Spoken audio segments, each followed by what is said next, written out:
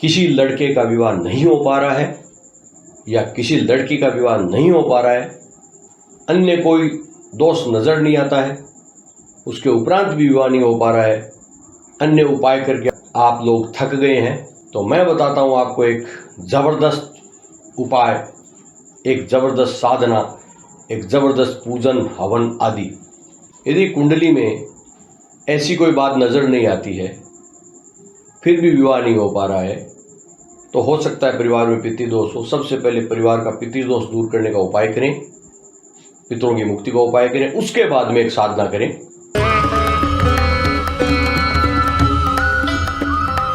शिव शिव शिवम शिवम शिवम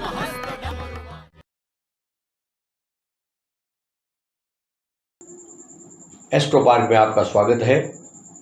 आपके समक्ष उपस्थित हूं स्वामी आत्मविश्वास महेश चंद्र पुरोहित। मैं बता रहा हूं आपको एक ऐसी साधना जो बहुत कारगर हो, उसको कहते हैं कामेशी मंत्र प्रयोग। कामेश्वरी देवी का ये मंत्र है और उस मंत्र के बारे में मैं आपको बताऊंगा। सबसे पहले ये ध्यान कर लें, जैसे कोई नवरात्रि हो या कोई भी शुभ मुहूर्त ले लें, उस शुभ मुहूर्त में आप जो है यदि पूजा पाठ जानते हैं या किसी पंडित जी से पूजन करवा रहे हैं, तो आप जो है एक चौकी के ऊपर वस्त्र बिछाकर और जिस तरह से गणेश, नवग्रह, षोडश मातृका, कलश आदि ये सब स्थापित करने के बाद उनका पूजन करें और सर्वतोभद्र मंडल पर एक कलश रखकर उसका सर्वतोभद्र मंडल का पूजन करने के बाद, कलश का पूजन करने के बाद उस कलश के ऊपर एक यंत्र को स्थापित करें, उसको कामेशी यंत्र कहते हैं, और उसके ऊपर स्वर्ण की मूर्ति स्थापित करें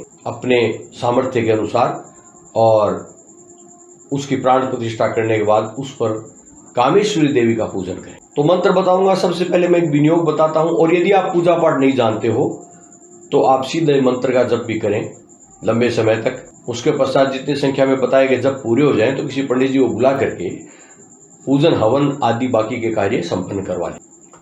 सबसे पहले आप विनियोग करें। अस्य कामेशी मंत्रस्य सम्मोहन ऋषि गायत्री छंदे कामेशी देवता मम अभीष्ट सिद्ध्यर्थे जपे विनियोग है। इस तरह से बोल करके आप जल छिड़क दीजिए भूमि पर। उसके बाद में अंगन्यास कीजिए। शरीर के विभिन्न अंगों पर हाथ लगाते हुए न्यास करें। सम्मोहन ऋषि नमः शीर्षी, ऐसे सिर पे हाथ लगाते हुए गायत्री छंद से नमो मुखे, इस तरह से।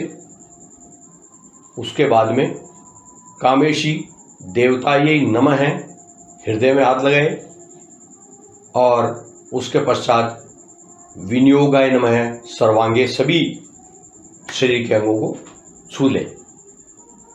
इस प्रकार से ऋषादि न्यास हो जाता है। उसके बाद में कर्ण न्यास करेंगे।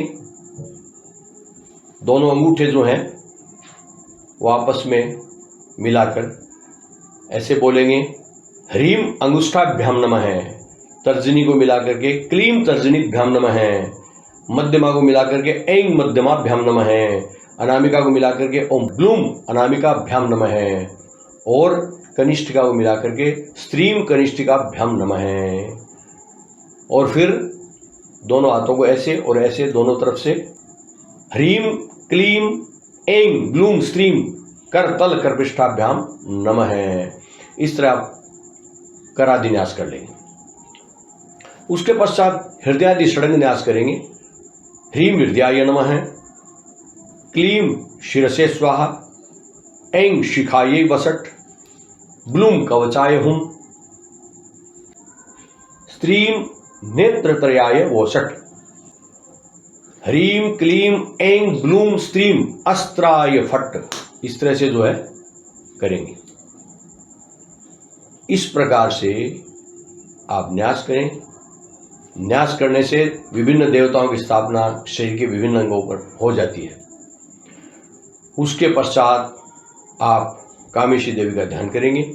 ध्यान आपके सामने लिखा हुआ है, पाशांकुशा विक्षु सरास बाणो करेर्वहंती मरुणासु काढ्याम उद्यत पतंगाभिरुचिम मनोज्ञाम कामेश्वरी रत्नचिताम प्रणोमी। इस तरह से ध्यान करके कामेश्वरी देवी का को नमस्कार प्रणाम करें उसका ध्यान करें। और सर्वतोभद्र मंडल में जैसे मैंने बताया मूर्ति की प्राण प्रतिष्ठा करने के बाद में पूजन होगा। उससे पहले मंडूकादि प्रतत्वान पीठ देवताओं का पूजन सर्वतोभद्र मंडल पर हो जाएगा, वो किसी पंडित जी के द्वारा संपन्न कराना होता है, सब लोग नहीं जानते हैं। तो इस प्रकार से और वहां पर पीठ शक्तियों का पूजन भी करें। उसके बाद जो यंत्र वगैरह है, मूर्ति है, ये सब हो गई। वहां पर उस सर्वतोभद्र मंडल पर पूर्व आदि 8 दिशाओं में 4 दिशाएं 4 कोने पूजन करें, अक्षत लेकर के, पुष्प लेकर के। ओम मोहिन्ये नमः। उसके बाद सभी दिशाओं में क्रम से क्षोभिन्ये नमः, ओम त्रास्ते नमः, ओम स्तंभिने नमः, ओम कर्षिणे नमः, ओम द्राविण्ये नमः, ओम हलादिन्ये नमः, ओम क्लिन्नायै नमः और मध्य में ओम क्लेदिन्ये नमः। इस प्रकार से आप दिशाओं में पूजन कर लें। और जो है पीठ शक्तियों का पूजन करने के बाद में जो मूर्ति है, उस मूर्ति को किसी ताम्र पत्र में रख करके या किसी पात्र में रख करके उसमें घी लगाएं, घी से उसका अभ्यंग करें और जल दूध धारा उस पर छोड़ते हुए उसकी प्राण प्रतिष्ठा करें और उसके बाद में उसका षोडशोपचार विधि से पूजन कर लें। पूजन करने के पश्चात शुद्ध स्नान कराने के पश्चात वस्त्र से पोंछ करके वो मूर्ति उस यंत्र के ऊपर स्थापित कर दें। और जो है ह्रीम क्लीम ऐं ग्लूम स्त्रीम कामेशी योग पीठाय नमः, इस मंत्र से पुष्प आदि दें, उसको स्थापित कर दें। यंत्र के ऊपर पुष्प लगाकर उसके ऊपर मूर्ति को स्थापित कर दें। मूल मंत्र से मूर्ति का षोडशोपचार जैसे मैंने बताया पूजन स्थापित करने के बाद कर ही लें। बाकी का पूजन वस्त्र आदि देकर के, स्नान आदि तो आपने करा दिया, वस्त्र आदि देकर बाकी का पूजन करें। और पुष्प चढ़ाने तक का पूजन आप करें। उसके पश्चात एक पुष्प लेकर देवी से आज्ञा मांगे। जो आवरण देवता होते हैं वो यंत्र के ऊपर, यंत्र के मध्य में जो देवता होते हैं मूर्ति के चारों तरफ, यंत्र के देवताओं के पूजन करने के लिए देवी से आज्ञा लें। तो एक पुष्प लेकर के मूल मंत्र बोलते हुए, मूल मंत्र मैं आपको बताऊंगा, मूल मंत्र बोलते हुए ओम सन्विन्मय प्रिय देवी परामित रस प्रिय अनुज्ञाम देहि कामेशी परिवार अर्चनाय में देवी से परिवार का अर्चन पूजन करने की आज्ञा लें और वो पुष्प यंत्र के ऊपर देवी के पास, मूर्ति के पास चढ़ा दें। इस प्रकार से आज्ञा लेने के पश्चात अग्निकोण आदि 4 दिशाएं जैसे यंत्र में बताया गया है और मध्य दिशाओं में, दोनों दिशाओं में पूजन करेंगे। अग्निकोण से प्रारंभ करते हुए ह्रीम हृदयाय नमः हृदय श्री पादुकाम पूजयामि नमः तर्पयामि नमः, क्लीम शीर्षे स्वाहा शिरः श्री पादुकाम पूजयामि नमः तर्पयामि नमः, ऐं शिखाई वसट शिखा श्री पादुकाम पूजयामि नमः तर्पयामि नमः। इस तरह से पुष्प और अक्षत चढ़ाते जाएंगे विभिन्न दिशाओं में। ग्लूम कवचाय हुम कवचाय श्री पादुकाम पूजयामि नमः तर्पयामि नमः। और जो है चारों कोनों के पश्चात जो 2 दिशाएं और रखी हुई है उसके अंदर आप पूजन करेंगे। स्त्रीम नेत्रत्रय वोषट नेत्रत्रय श्री पादुकाम पूजयामि नमः तर्पयामि नमः, ह्रीम क्लीम ऐं ग्लूम स्त्रीम अस्त्राय फट अस्त्राय श्री पादुकाम पूजयामि नमः तर्पयामि नमः। इस तरह से आप षडंगों का पूजन करेंगे। इसके बाद पुष्पांजलि लेकर मूल मंत्र का उच्चारण करके और ओम अभीष्ट सिद्धि में दे शरणागत वत्सले भक्त्या समर्पये तुभ्यम प्रथम आवरणार्चनम, यह पढ़े, वो पुष्पांजलि दे दें। उसके पश्चात जो विशेष अर्घ पात्र होता है जो पंडित जी आपको बताएंगे, उसमें से जल का बिंदु वहां पर मूर्ति पर छोड़कर पूजिता तर्पिता संतु, यह कहें, यह प्रथम आवरण पूजन हो गया। प्रथम आवरण जो पहली लेयर है उसका पूजन हो गया। पूजक और पूज्य के बीच में प्राची दिशा पूर्व दिशा की कल्पना करते हुए अन्य दिशाओं की कल्पना कर लें और पूर्व दिशा से प्रारंभ करते हुए द्वितीय आवरण का पूजन करें।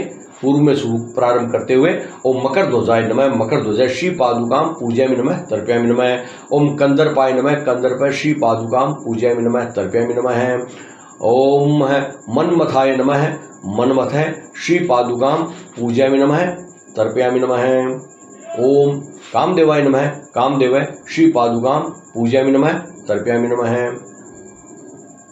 और इस तरह जो है मनोभवों की पूजा ये हो गई।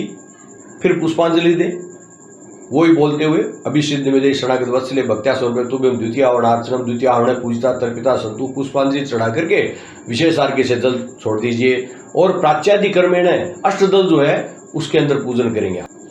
अब जो तृतीय आवरण का पूजन है, अच्छा, ये सभी आवरण पूजन के बाद में योनि मुद्रा का प्रदर्शन अवश्य करें। ऐसे इस प्रकार से योनि मुद्रा होती है तो योनि मुद्रा का प्रदर्शन अवश्य करें।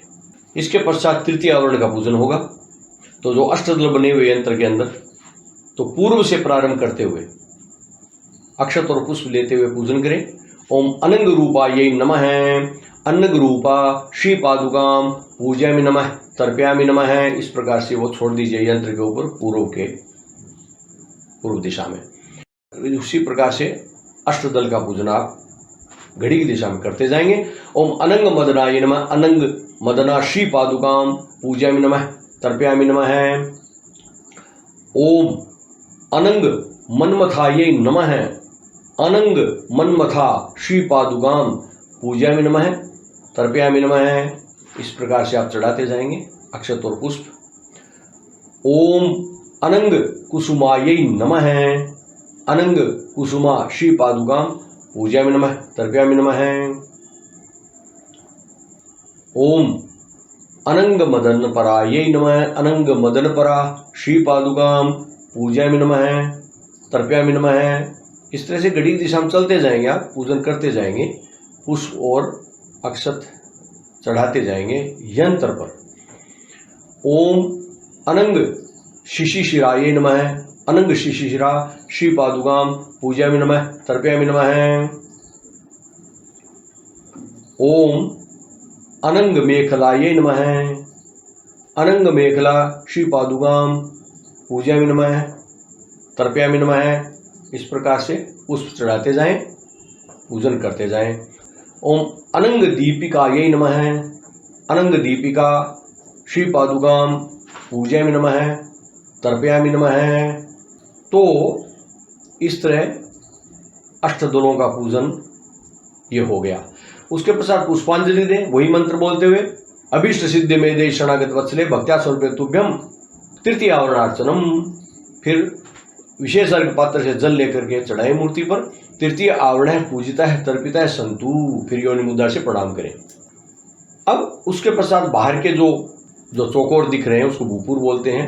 भूपुर में पूर्व आदि दिशाओं में जो है इंद्र आदि 10 दिक्पालों का पूजन और उनके आयुधों का पूजन करना होगा। उसी तरह से पुष्पांजलि लेके पूर्व दिशा से प्रारंभ करें और इंद्र का पूजन करें। लम इंद्राय नमः अग्निकोण में, रंग अग्नये नमः। इस तरह से आप फिर दक्षिण में ऐसे घड़ी की दिशा में चलते जाएं। मम यमाय नमः, क्षम निरते नमः, वम वरुणाय नमः, यम वायवे नमः, कुम कुबेराय नमः, हम ईशानाय नमः। उसके बाद में ईशान कोण और पूर्व दिशा के मध्य में जो स्थान है वहां पर होगा ब्रह्मा जी का पूजन। अंग ब्रह्मणे नमः। उसके पश्चात नैऋत्य कोण और पश्चिम दिशा के मध्य में जो स्थान है वहां पर अनंत का पूजन होगा। ह्रीम अनंताय नमः। इस प्रकार से दिक्पालों का पूजन हो गया। 10 दिक्पाल अर्थात जो रक्षा करते हैं तो उनका पूजन हो गया। अब उनके पास जो हथियार होते हैं अलग अलग उनका पूजन करेंगे। पूर्व दिशा से प्रारंभ करके इंद्र के पास जो हथियार है वहां से पूजन करते हुए घड़ी की दिशा में चलेंगे आप पूर्वाधिक्रमेण। वम वज्राय नमः। फिर अग्निकोण में शंख शक्ते नमः, दंग दंडाय नमः, खंग खड्गाय नमः, पंग पाशाय नमः। उसके पश्चात अंकुशाय नमः। उसके पश्चात गंग गदायै नमः। उसके पश्चात त्रिंग त्रिशूलाय नमः। उसके पश्चात पम पद्माय नमः और उसके पश्चात चंग चक्राय नमः। इस प्रकार से 10 दिक्पालों के आयुधों का पूजन ये हो गया। यहां तक जब पूजन हो गया तो वही पुष्पांजलि दें और विशेष अर्घ्य दे दें। ये आवरण पूजा हो गया। उसके बाद में अन्य जो पूजन बचता है धूप दीप नैवेद्य फल तांबूल ये सब पूरा पूजन कर लें। अब मैं आपको मंत्र बता देता हूं। ये 5 अक्षरों का मंत्र है। ह्रीम क्लीम ऐं ब्लूम स्त्रीम, ह्रीम क्लीम ऐं ब्लूम स्त्रीम। इस मंत्र का आपको जप करना है। आगे की प्रक्रिया में बताऊंगा। तो इस मंत्र का जो पुरस्चरण कहा गया है वो 5 लाख मंत्रों का कहा गया है। मंत्र बड़ा नहीं है, 5 लाख मंत्र आप कर सकते हैं। नित्य आप बांट लें कि आपको कितनी माला करनी है। काम्य प्रयोगों से पहले आप इस अनुष्ठान को पूरा करेंगे। 5 लाख जो मंत्र हो गए उसका 10वां हिस्सा होता है 50,000। आप 50,000 मंत्रों से हवन करेंगे, आहुतियां देंगे। उसके पश्चात उसका 10वां हिस्सा जो है वो होता है 5,000 मंत्र। 5,000 मंत्रों से आप जल मिश्रित दूध से तर्पण करेंगे, दूसरे पात्र में छोड़ते जाएंगे मंत्र बोल बोल करके। और उसका 10वां हिस्सा हो गया 500 मंत्रों से आप मार्जन करेंगे, जल छोड़ते जाएंगे। उस मार्जन के जल को आप अपने देवी को अर्पण करने के पश्चात अपने ऊपर छिड़क लें। उसका 10वां हिस्सा हो गया 50, अर्थात 50 ब्राह्मण भोजन का नियम है। दशांश चलता है 10वां हिस्सा। तो ऐसा करने से मंत्र सिद्ध हो जाता है। भावपूर्वक और तरकीब से किया जाए मंत्र सिद्ध हो जाता है। उसके पश्चात आपको काम में प्रयोग करना है। जो कामना है उसके लिए जो प्रयोग करना है। जब आपको काम में प्रयोग करना हो तो पुनः पूजन करने के पश्चात दही के साथ अशोक के फूलों से जो 3 दिन तक प्रतिदिन 1,000 आहुतियां इस मंत्र से देता है, उसके वश में सभी प्राणी हो जाते हैं। दही के साथ लाजा के होम से साधक यदि कोई पुरुष है तो उसको कन्या की प्राप्ति अर्थात उसका विवाह हो जाता है, तथा साधक कोई कन्या है तो उसका विवाह हो जाता है, वर की प्राप्ति होती है। 2 मास के भीतर सुंदर वर प्राप्त करती है। लाजा कहते हैं चावल जो गर्म करके फुलाए हुए होते हैं, उसको लाजा कहते हैं। गाय के घी के साथ संपात सहित 108 आहुतियां देकर संपातित घी को ऐसे स्त्री को दे दें जो दक्षिणा दे चुकी है। उस घी को वह अपने पति को खिलाकर वह अपने अनुकूल कर सकती है। सुगंधित फूलों से होम करने से मनुष्य मनोवांछित धन प्राप्त करता है। कामेशी का पंचाक्षर मंत्र जो मैंने आपको बताया बहुत ही कारगर है, परंतु यह ध्यान रहे आपको यदि कुछ नहीं आता है तो किसी विशेषज्ञ से सलाह लेकर उनके निर्देशन में, किसी गुरु के निर्देशन में यह साधना करें। हानि कुछ नहीं है, परंतु गलत प्रयोग से गलत रिजल्ट भी आ सकता है, इसलिए निर्देशन में कार्य करें। यदि ऐसा नहीं है तो जैसे मैंने पहले बताया, आप अंगन्यास करने के पश्चात मंत्र का जप प्रारंभ कर दें। जब आपके 5 लाख मंत्र हो जाएं तो किसी विशेषज्ञ को बुला करके बाकी की प्रक्रिया हवन आदि सब संपन्न करवा लें। इस तरह भी आप कर सकते हैं। तो इसलिए बहुत कारगर प्रयोग है, थोड़ा परिश्रम लगेगा, रिजल्ट बहुत अच्छा आएगा। आज इतना ही। नमस्कार।